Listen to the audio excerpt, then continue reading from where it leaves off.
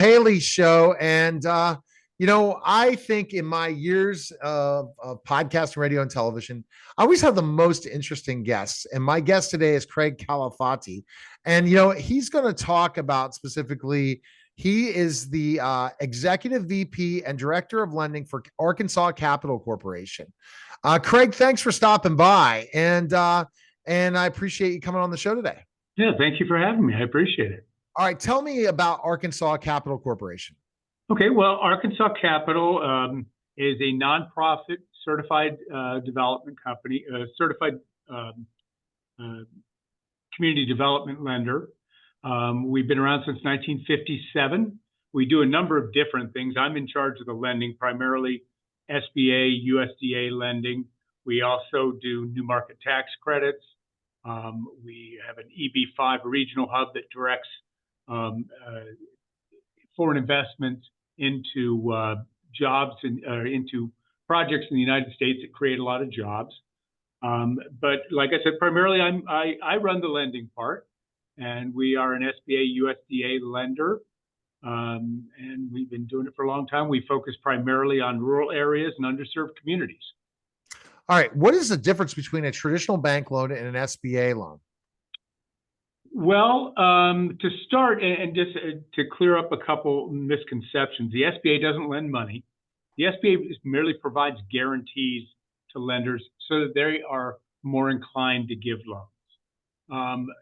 Some of the main differences that you see are with SBA lending, you might have a collateral shortfall. You can't turn down an SBA loan for lack of collateral. You will never have a balloon payment with an SBA loan. They are fully amortized. They typically require a lower down payment, and they have a longer term than most bank loans. Oh, wow. Okay. What role does ACC play in SBA loaning? Well, we play a couple roles. We are SBA has two primary lending programs. The 7A program, which is the flagship program. That's the one most people have heard of. And we are a preferred lender in that program, meaning that we don't have to go through SBA underwriting. We can simply do our own underwrite. We get a loan number from SBA. They do some background checks that take like a couple hours, and then we're off to the races. So it's not your grandfather or your dad's SBA where you have to send it off to DC for ever and ever. Those days are gone. Then also there is the 504 program, which is used to finance real estate and fixed assets, heavy equipment, that kind of thing. We are what's known as a CDC, which is a certified development company, actually an agent for the SBA in that program. And we provide the second mortgage behind a bank that provides up to 90% financing for a company that wants to go and buy a building or buy a large piece of equipment. Okay. What is the SBLC license? And you were issued. What is the SBLC license you were issued, and why is having it such an accomplishment for ACC? Well, yeah, that's something we're very excited about. The SBLC license is a small business lending company, and what it allows us to do is lend on a nationwide basis. It's for non-bank lenders, which we are, of course, as being a nonprofit. Not a lot of nonprofit banks around. But it allows us to lend nationwide. There were 14 existing SBLC licenses in the nation. They haven't issued a new one for 40 years. They decided to issue 3 new ones. Everybody kind of put their applications into the hat, and we got one of the 3. So for the first time in 40 years, they're allowing that, and we feel like that's a real feather in our cap and allows us to do a lot more for a lot more people.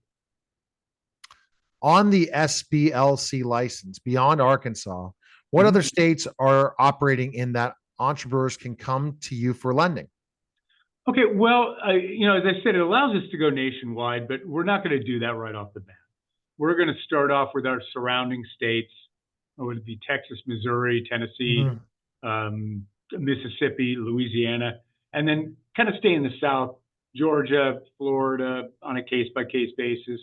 And then we're going to slowly expand nationwide. But I really want to make sure that we have the infrastructure built, we have everything in place to really do it the right way. We're not going to It just kind of, makes sense because you're right yeah, in your backyard. You guys can get and meet face to face with people, and exactly. particularly and see, That's exactly right. what the need is. Before I go into any more questions, I have my own questions that are, Yeah. deeper as an entrepreneur and stuff. So, who can qualify for these loans from you guys? Okay. Well, it's, obviously small businesses, and that's, set by the government, the size of the small business, typically under 15 million. It's a pretty high bar, actually. 15 million in net worth, and 5.5 million. I think actually the number's gone up a little bit, but you have to be a small business. You have to be either a citizen or a permanent resident to qualify, and you have to meet some certain criteria as far as businesses. There is no nature, purient nature type things. They don't, it has to be a legal business, so marijuana businesses are excluded. Anything having to do with that. But for the most part, it's pretty broad. Just really has to qualify as a small business and be doing something that benefits that small business. So, it has to be an LLC or C corp, or that Yeah, or no, you have sole sole proprietors. proprietors. You have everything. I Really? mean, Mhm. it really runs the gamut. We're initializing a micro lending program at Arkansas Capital, and that's loans for 5,000 up to 50,000. Oh The wow. SBA loans will go up to 5 million. The Okay. seven. So it just all These are for very depends. small, but yeah. So these are a lot of people that are just, they've been working out of their house. They're just trying to make the leap and turn it into a real business, and those people are eligible as well. So tell that story to people once you get to a certain scalability, why you need loans like this for payroll. So once you go ahead and make it, so you need to work, you need other people on your team. Oh, You run absolutely. into that is one of the probably biggest downfalls of businesses. Once you go with a team, you got to meet payroll every week. And Yep. that's your biggest stressor ever. And to have a loan, does that change some of the stressors for a business in a lot of ways to know that they can meet payrolls because some weeks are not as good as best as others? Oh yeah, absolutely. I mean, capitalization is the shortfall of capital is the main reason these companies go out of business. A lot of times they'll get into business and things take off so fast that they don't have the money that they need to fulfill their contracts and like you said, make their payroll. And so it's great, especially if you can line up a line of credit or something along that lines where you have access to capital right when you need it. You're not struggling from week to week to make it until you get your loan and all that. Yeah, It's you're much and better then to and go. then you don't know what's going to happen. Clients Yeah. might be a little late on their payments, and that happens as a business, right? Yep, absolutely. It happens to everybody. And that's one of the things we see quite a bit. And one of the reasons for SBA is you'll have businesses that maybe have struggled a little bit and it's not perfect on paper. And so the banks might shy away a little bit. SBA, you can step in with an SBA guarantee, you get that bank or lender a little bit more comfortable with it and they're willing to make that leap and really join the team. Because it's hard when you loan and then you might not get the money back. That's right. Everybody wants to get paid back. I mean, we're a nonprofit. We still want to get paid back. We take, instead of giving that money to our profits to our investors, we put it back into other programs like microlending, which is never going to make any money. But you still want to get paid back. That's the whole idea. And a lot of people, it's another misconception. A lot of people think SBA loans are like the last resort, and no, these are still very good loans. They just might have some aspect of it that's a little bit more difficult. How difficult is to get one of those loans? I think it depends on the lender that you're dealing with, but it's really much easier than getting a bank loan. That's certainly true. But like anything else, you have to be prepared for it. You have to have your ducks in a row, and you should know exactly what you want. You should know your business. You should have the tools. You should have the documentation necessary that a lender is going to want to see when they do a loan, just like any other loan. Oh, it makes complete sense. It's like, well, what money? What's the documentation? The whole 9 yards, and then you figure it out and say, oh my goodness. Let's talk about the types of businesses that would Mm-hmm. would want to work with you. What what criteria, like Oh, what industries? it's all types of business. I mean, everything you can possibly imagine. I mean, I've been doing this for 25 years. I've been doing SBA lending, 30 years in lending. I've seen everything. But primarily what we see are a lot of startups, a lot of people in rural areas. Typically those things that the banks just don't want to mess with. They really get worried about startups because, you know, the risk is there. That's where we really we utilize the SBA guarantee to kind of mitigate some of that risk and really give these opportunities to people in there and kind of help their communities. I mean, you look at some of these rural areas, you get a town of 1,000 people and somebody wants to go and open a diner or say a grocery store that the town desperately needs. Nobody wants to step in there because you know, the risk is there. If it goes under, a bank's going to sit on that property for possibly years trying to get rid of it. Wow. You know, and so we get in there and we take that risk, and we do our underwriting. We do a good job of you know, as best we can mitigating all the risk, but there is some risk to it, and that's what the guarantee is. And what makes you different as a nonprofit than going to another person for an SBA loan? I think our motivations are a little bit different. Like I said, we don't. I came from the banking world. I'm used to answering to CEOs and shareholders and boards of directors. We have a board of directors, but they direct us when we have profits at the end of the year. We reinvest it back into these programs, and so that I think is our motivation when we're looking at this. We're really looking, and the reason I'm actually here after 25 years in banking is I like the fact that we're much more motivated into going into these small towns and these underserved communities and getting the money in there. It's not all about just mitigating the risk and getting paid back. There's a certain aspect of it. There's a mission aspect to it. I guess There definitely seems like a mission aspect to what you're doing. Yeah. And I think that you're helping them in this process. We just had this discussion. As a small business owner, the biggest mistake they make is, you know, meeting payroll, having enough cash flow for emergencies, being able to do those things. That's why you should have this loan. It might think it's another expense for you, but at the end of the day, it's going to be something that's going to keep your business running. Absolutely. It's going to keep your business running and it's going to help you expand. And that's that. Based on revenue, what do you see a loan should be based on your revenue? So let's say a company is bringing in about $1 million of revenue a year. What kind of loan would they qualify for usually? It really depends on the business. I mean, you've got, you know, a construction business needs vast amounts of cash compared to, you know, a service business that's strictly meeting payroll. You get a construction business, they're laying out money for materials and everything else prior to getting paid $1. So it's all over the board. You can have some business that will require, they're doing $1 million a year, they're going to require $500,000 in capital just sitting around. Wow. Other business, I didn't, not much at all. That's crazy. Yeah, it really does. It varies so much, so greatly. And that's one of the best things about being in this business is I've gotten to learn so much about so many different kinds of businesses over the years. And it really is amazing how different they all are too. They are different, and loans, and you see stories when you get to help people get those loans where you see their business grow and become something really exciting. And, you know, I'm the one that helped them through that process. So if I today was going to apply with you, I know I'm out in Pittsburgh, but you're in Arkansas. I do have an office in Texas, but if we're there now. Exactly. If I was going to apply for a loan, what things should I look for so I don't get denied?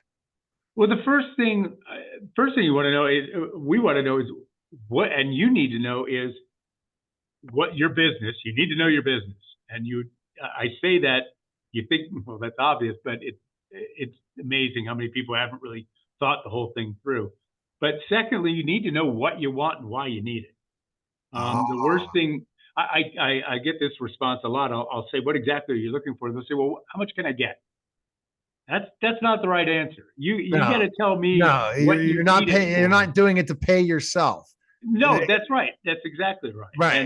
And it's almost like Shark Tank saying, "Oh, I'll take half million, $1 million. What are you going to do with it? Marketing. That doesn't sound like it. Sounds like you're be taking a few vacations with it. No, that's right.